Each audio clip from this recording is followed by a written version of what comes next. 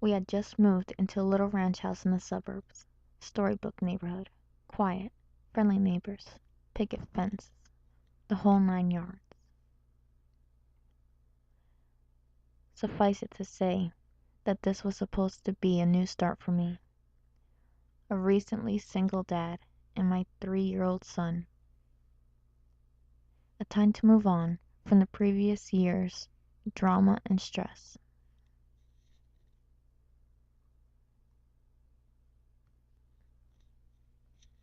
I viewed the thunderstorm as a metaphor for this fresh start.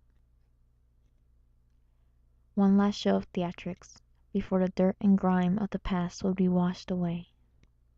My son loved it anyway, even with the power out. It was the first big storm he'd ever seen. Flashes of lightning flooded the bare rooms of our house, imparting unpacked boxes with long creeping shadows, and he jumped and squealed as the thunder boomed. It was well past his bedtime before he'd finally settled down enough to go to sleep. Next morning I found him awake in bed and smiling. "I watched the lightning outside my window," he proudly announced. A few mornings later he told me the same thing. "You're silly," I said. "It didn't storm last night. You were only dreaming." "Oh."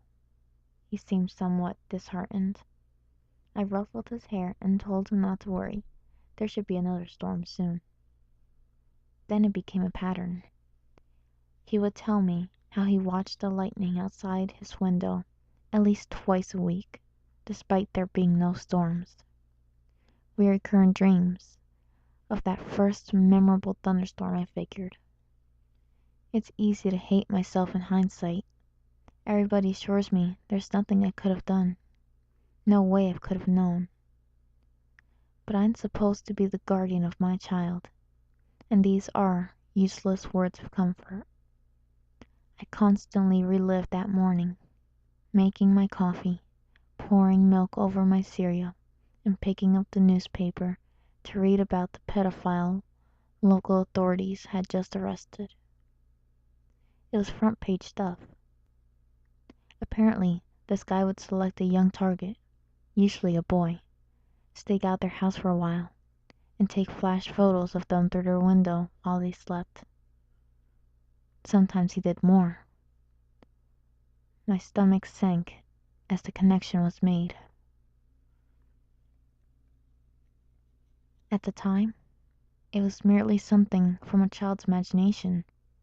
In retrospect, it is the scariest thing I've ever heard. About a week before the predator was caught, my son came up to me in his pajamas. "Guess what?" he asked. "What?" "No more lightning at my window." I played along. "Oh, that's nice. It finally died down, huh?" "No, now it's in my closet." I have yet to see the photos police have collected.